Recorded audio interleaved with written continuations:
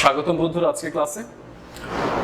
আজকের ক্লাসে আমরা একটা টিপিক্যাল নেটওয়ার্ক নিয়ে কাজ করব, যেখানে দেখতে পাচ্ছি একটি জেনারেটর যার রেটেড বা গিভেন যে ভ্যালু, অ্যাপারেন্ট পাওয়ার, তার ভোল্টেজ, তার রিঅ্যাক্টেন্স, অনুরূপভাবে ট্রান্সফর্মার T1 এবং ট্রান্সফর্মার T2 এবং মোটর, তাদের ভ্যালুগুলো দেওয়া আছে।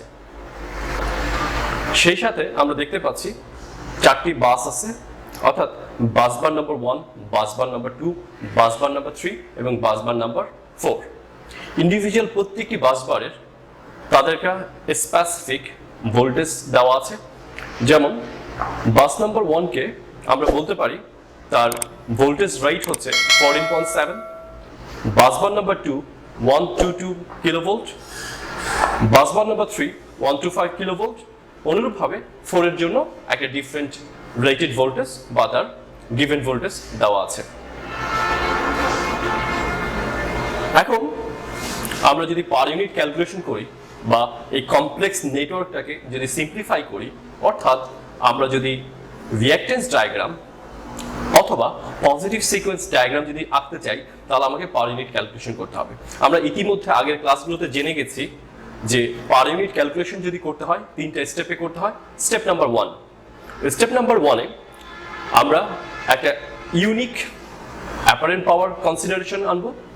যে ইউনিক অ্যাপারেন্ট পাওয়ার বা এমভিএ ভ্যালু হোল নেটওয়ার্কটাকে রিপ্রেজেন্ট করবে, অর্থাৎ হোল নেটওয়ার্কের জন্য একটি মাত্র অ্যাপারেন্ট পাওয়ার কনসিডারেশন আনবো। স্টেপ 1। স্টেপ 2-তে আমরা জোন ভাগ করব এবং প্রত্যেকটি জোনের জন্য একটা স্পেসিফিক অথবা রেফারেন্স বা বেস ভোল্টেজ কনসিডারেশনে আনবো। তাহলে আমরা সেজন্য যেটা করব, আমরা জোন ভাগ করব। জোন ভাগ করার নিয়ম কি? আমরা জানি ট্রান্সফরমার ঠিক মাঝখান বরাবর ভাগ করব, এবং আমি বলেছিলাম জোন কয়টি হবে। জোন ডিপেন্ড করবে যে কয়টি ট্রান্সফরমার থাকবে সেই ট্রান্সফরমার সংখ্যা সমান অথবা তার থেকে বেশি, কম কখন হতে পারবে না। তাহলে এখানে আমি দেখতে পাচ্ছি 2টি ট্রান্সফরমার আছে, তার মানে হচ্ছে জোন সংখ্যা 2টি বা তার থেকে অধিক হবে। তাহলে এটা হচ্ছে একটি জোন, এটা হচ্ছে একটি জোন, এবং এটি হচ্ছে একটি জোন। তাহলে এটার নাম হচ্ছে জোন নাম্বার 1, এটা হচ্ছে জোন নাম্বার 2, এটা হচ্ছে জোন নাম্বার 3। এখন আসি ইচ অ্যান্ড এভরি সিঙ্গেল জোনের তার বেস ভোল্টেজ আমরা কনসিডারেশনে আনবো। আমরা যদি দেখি জোন নাম্বার 1-এ T1 বা প্রথম যে ট্রান্সফরমার, তার প্রাইমারি সাইড বা লো টেনশন সাইড আছে, যার ভ্যালু হচ্ছে 14.4। এই ট্রান্সফরমার T1 এবং জেনারেটর বাস নম্বর 1 এর মধ্যে পড়েছে বা কানেক্টেড আছে, যার ভোল্টেজ হচ্ছে 14.7। এবং এখানে যে জেনারেটরটি আছে which is generating electric power, তার ভোল্টেজ হচ্ছে 13 কিলোভোল্ট। অর্থাৎ এই জেনারেটর যে পাওয়ারটি প্রডিউস করছে বা জেনারেট করছে, তার ভোল্টেজ হচ্ছে 13.0 কিলোভোল্টে সে প্রডিউস করছে। তাহলে আমরা এই জোনের ভোল্টেজ কোনটি ধরবো? Base voltage. অবশ্যই এমন একটি ভোল্টেজ ধরবো যেটা পুরো 3টে জিনিসকে কমপ্লাই করতে পারে, এবং আমরা জানি বেস ভোল্টেজ কনসিডারেশনের নিয়ম হচ্ছে ট্রান্সফরমারের সাইডের উপরে। তাহলে আমরা এই জোনের বেস ভোল্টেজ ধরবো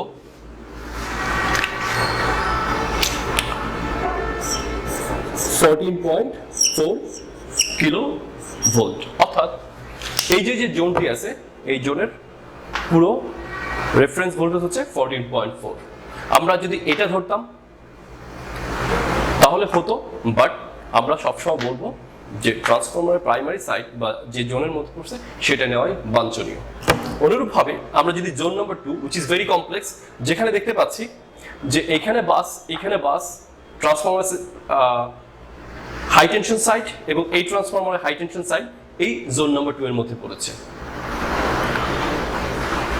ঘটনা কি ঘটছে এখানে?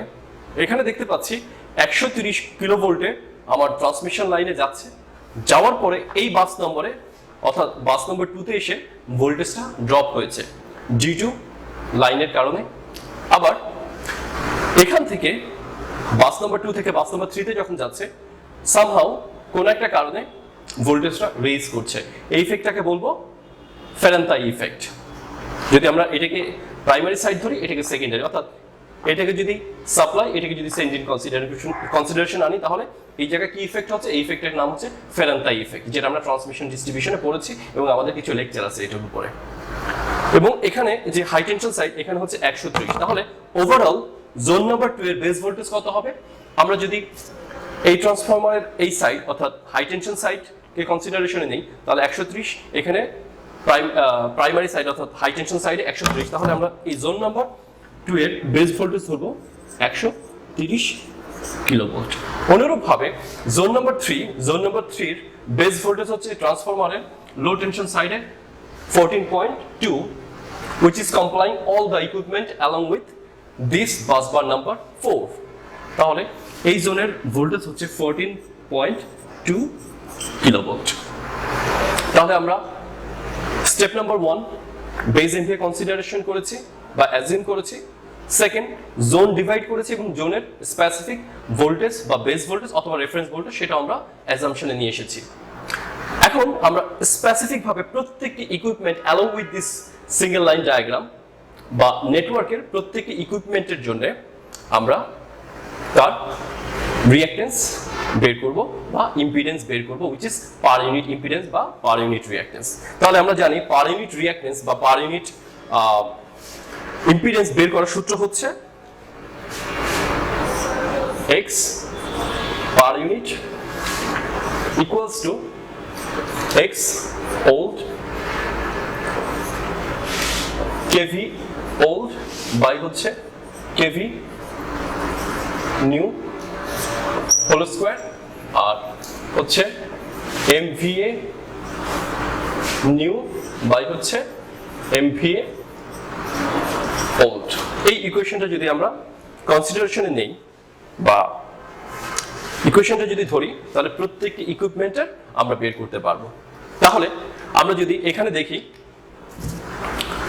জেনারেটর 1 এর আমরা গিভেন ডাটা জানি, ট্রান্সফরমারের জানি, লাইনের জানি, ট্রান্সফরমার 2 এর জানি এবং মোটরের ক্ষেত্রে জানি। তাহলে প্রত্যেকটি ইকুইপমেন্টের জন্য আমরা তার রিঅ্যাকটেন্স ডায়াগ্রাম বের করতে পারবো, রিঅ্যাকটেন্সের ভ্যালু আমরা বের করতে পারবো, which is per unit value. তাহলে আমরা যদি ধরি প্রথমে জেনারেটর, তারপরে ধরি T1, তারপরে ধরি T2, তারপরে ধরি মোটর। তাহলে জেনারেটরের ভ্যালু কত আছে?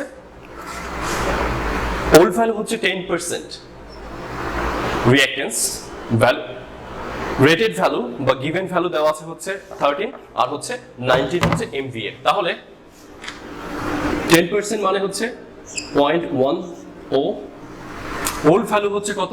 13 আর নিউ হচ্ছে, এটা কোন জোনের মধ্যে পড়েছে? Zone number 1। জোন নাম্বার 1 এর বেস ভোল্টেজ হচ্ছে 14.4। তাহলে এখানে 14.4 হোল স্কয়ার। বেস এমভিএ আমরা ধরে নিয়েছিলাম বা আমরা যখন শুরু করেছিলাম আমরা ধরিনি, জাস্ট বলেছিলাম যে একটা ইউনিক বেস এমভিএ ধরতে হবে যেটা হোল নেটওয়ার্কের জন্য কমপ্লাই করবে। অ্যাজাম্পশন যদি আমরা ধরে নিই, তাহলে অ্যাজিউম স্টেপ 1 যেটা, সেটা assume base MVA is base equals to 100। আমরা এই পর্যন্ত যে কটি এক্সাম্পল করেছি সবগুলোতে 100 করেছি। এখানে একটা কথা বলে রাখা ভালো, আমাদের যে বেস এমভিএ বা বেস অ্যাপারেন্ট পাওয়ারের অ্যাজাম্পশন আমরা ইচ্ছে মতো করতে পারি, ডিপেন্ড করবে আমার ধরার উপরে, আমার ক্যালকুলেশন। বাট আমরা যেটা ট্রাই করব, আমার অন্যান্য ইকুইপমেন্টের রেসপেক্টে, যেমন এখানে জেনারেটর 1 যার maximum capacity along with this network 90 MVA, তার মানে আমি যদি 100 ধরি তাহলে আমরা বলতে পারি যে 10 বেশি বা কম ভ্যালু করবে না। বাট আমরা যদি অ্যাজাম্পশনে 500 MVA ধরে নিই, ডেফিনেটলি আমার ক্যালকুলেশনের জন্য একটা ইফেক্ট বা ইম্প্যাক্ট ক্রিয়েট করবে। তো আমরা একটা বিষয় খেয়াল করব যে প্রত্যেকটি ইকুইপমেন্টের এমভিএর সাথে আমার যে অ্যাজাম্পশন যেটা, সেটার জন্য মিল থাকে। তাহলে আমরা ধরে নিলাম এখানে হচ্ছে 100 আর ওল্ড হচ্ছে 90। অনুরূপভাবে ট্রান্সফরমারের জন্য 15% 85, এবং আমরা আগেই বলেছি ট্রান্সফরমারের ক্ষেত্রে ট্রান্সফরমার দুটি ভাগে ভাগ থাকে, একটা প্রাইমারি সাইড, একটা সেকেন্ডারি সাইড, অথবা high tension low tension side.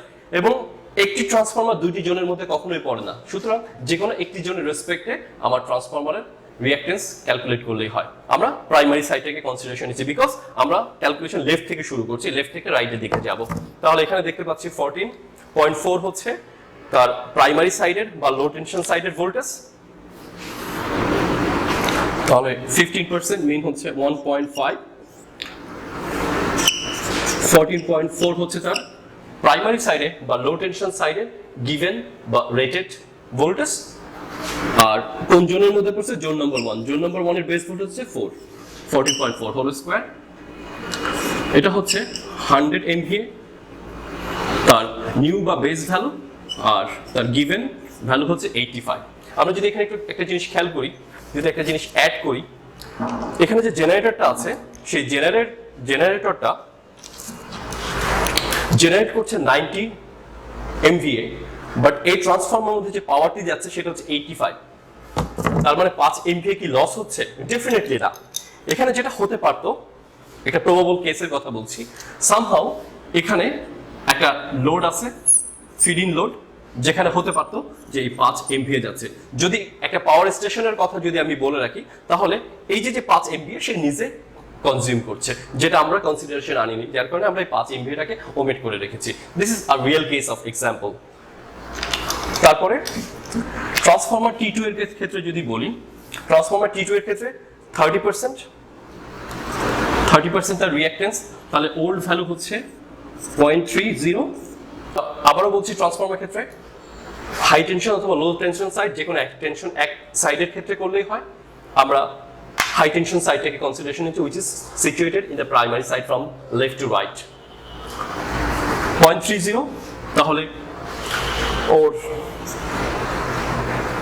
old value which is situated at left and high tension side, আমরা বলেছি ট্রান্সফরমার যে কোনো এক সাইড করলেই হয় 130, এবং জোন নাম্বার 2 এর বেস ভোল্টেজও 130, এই জন্য এখানে 130 হোল স্কয়ার, এখানে 100,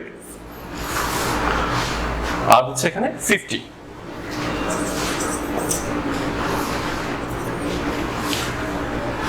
মোটরের ক্ষেত্রে 25, তার মানে হচ্ছে 0.25। এখানে ওল্ড ভ্যালু বা গিভেন ভ্যালু দ্যাট ইজ 12। কোন জোনে পড়েছে? জোন নাম্বার 2 এ। জোন নাম্বার 2 এর বেস ভোল্টেজ হচ্ছে 14.2 হোল স্কয়ার, বেস MVA 100, আর ওর গিভেন MVA হচ্ছে 45। আমি যদি ক্যালকুলেট করি, তাহলে আমি আগেই ক্যালকুলেট করে রেখেছি, এটার ভ্যালু আছে 0.091 অবশ্যই পার ইউনিট, এটা হচ্ছে 0.176 অবশ্যই পার ইউনিট, 0.6 পার ইউনিট, আর এটা হচ্ছে 0.397 পার ইউনিট। নেটওয়ার্কের ক্ষেত্রে জেনারেটর থেকে শুরু করে আমরা মোটর পর্যন্ত, জেনারেটর, ট্রান্সফরমার 1, ট্রান্সফরমার 2 এবং মোটরের রেসপেক্টিভ যে পার ইউনিট ভ্যালু বা নিউ ভ্যালু আমরা অলরেডি ক্যালকুলেট করে ফেলেছি। আমাদের রিমেইন পার্ট কোনটা আছে? সেটা হচ্ছে এই ট্রান্সফরমার T1 এর হাই টেনশন সাইড থেকে এই ট্রান্সফরমার T2 এর হাই টেনশন সাইড, অর্থাৎ এই পুরো জোন 2 এর মধ্যে যে ট্রান্সমিশন লাইনটি আছে, বিশেষ করে বাসবার নাম্বার 2 এবং বাসবার নাম্বার 3 যে লাইনটুকু আছে, সেই লাইনের পার ইউনিট ভ্যালু আমাকে ক্যালকুলেশন করতে হবে। তাহলে কোনো একটি লাইনের পার ইউনিট ভ্যালু ক্যালকুলেট করতে যাই, অথবা যে কোনো জায়গার, বিশেষ করে যেখানে রেজিস্ট্যান্স ইম্পিডেন্সের কথা থাকবে, সেখানে যদি আমরা পার ইউনিট ক্যালকুলেশন করতে হয়, তাহলে অবশ্যই ওই জোনের বা ওই লাইনের যে ইম্পিডেন্স আছে, অর্থাৎ বেস ইম্পিডেন্স, সেটা আমাকে ক্যালকুলেট করতে হবে। সেক্ষেত্রে আমি যদি লাইনের বেস ইম্পিডেন্স যদি ক্যালকুলেট করতে হয়, তাহলে আমরা বেস ইম্পিডেন্সের ক্যালকুলেশনের ইকুয়েশন কি জানি? KV base whole square divide by আমার বেস যে অ্যাপারেন্ট পাওয়ার আছে সেটা তাহলে আমার এই জোনটি অর্থাৎ জোন নাম্বার 2টি তার বেস ভোল্টেজ হচ্ছে 130 বা 130, সেটা হলো স্কোয়ার, অ্যাপারেন্ট পাওয়ার ছিল 100। তাহলে আমার বেস ইম্পিডেন্স পাচ্ছি হচ্ছে 169। রেজিস্ট্যান্স, রিঅ্যাকট্যান্স এবং সাসেপ্টেন্স বি এর পার ইউনিট ভ্যালু যদি ক্যালকুলেট করতে হয়, আমরা যে কোনো পোর্শনের বা যে কোনো ইকুইপমেন্টের যদি বেস ভ্যালু জানি তাহলে তার পার ইউনিট ক্যালকুলেশন ইজিলি করতে পারবো। দ্য ইকুয়েশন আমরা যেটা বসাবো, এক্সাম্পল হিসেবে আমি বলছি রেজিস্ট্যান্সের পার ইউনিট, তাহলে রেজিস্ট্যান্সের অ্যাকচুয়াল ভ্যালু বা গিভেন ভ্যালু আমার জানা আছে, যেটা এখান থেকে আমরা পাচ্ছি, আর বেস ভ্যালু ইম্পিডেন্সের সেটা আমরা ক্যালকুলেট করেছি। তাহলে যথারীতি আমরা রেজিস্ট্যান্স এবং রিঅ্যাকট্যান্সের actual value divide by base impedance, actual value divide by base impedance যদি আমরা ক্যালকুলেট করি তাহলে আমরা রেজাল্ট পাবো রেজিস্ট্যান্সের ক্ষেত্রে এবং রিঅ্যাকট্যান্সের ক্ষেত্রে। আমাদের বাকি আছে সাসেপ্টেন্স। সাসেপ্টেন্সের গিভেন ভ্যালু বা রেটেড ভ্যালু এখানে দেওয়া আছে। যদি পার ইউনিট ভ্যালু বের করতে হয় অবশ্যই আমাকে তার বেস ভ্যালু বের করতে হবে। আমরা জানি সাসেপ্টেন্স এবং অ্যাডমিটেন্সের সিমিলার ইকুয়েশন বা সেম জিনিস। তাহলে আমরা যদি অ্যাডমিটেন্সের বেস ভ্যালু বের করতে পারি বা ক্যালকুলেট করতে পারি এবং বেস অ্যাডমিটেন্স এবং বেস ইম্পিডেন্সের সাথে রিলেশন হচ্ছে y ইকুয়ালস টু 1/z, তাহলে বসালে আমি বেস অফ অ্যাডমিটেন্সের ভ্যালুটা পেয়ে যাব। ইউনিট অবশ্যই ওহম হবে না, because this is represent the conductivity means conductance, অর্থাৎ ইম্পিডেন্সের অপোজিট, তার মানে হচ্ছে মোহ বা সিমেন্স। তাহলে আমরা বেস ভ্যালু জানি, অ্যাকচুয়াল ভ্যালু জানি, অ্যাকচুয়াল বাই বেস যদি আমরা ডিভাইড করি তাহলে আমরা পার ইউনিট ভ্যালুটি বের করে ফেলবো। অর্থাৎ আমার টোটাল যে নেটওয়ার্কটি আছে, নেটওয়ার্কের প্রত্যেকটি ইকুইপমেন্টের পার ইউনিট ভ্যালু আমরা ক্যালকুলেট করে ফেলেছি। আমাদের বাকি আছে কি? এখন বাকি আছে বাস নম্বর 4, 3, 2 এবং বাস নম্বর 1। তাহলে এই বাসগুলোর সাধারণত রিঅ্যাকট্যান্স ভ্যালু বা ইম্পিডেন্সের ভ্যালু থাকে না। কি থাকে? তার রেটেড ভ্যালু থাকে এবং সে যে জোনে পড়েছে সেই জোনের বেস ভোল্টেজ আমরা জানতে পারবো। তাহলে সেক্ষেত্রে আমরা যদি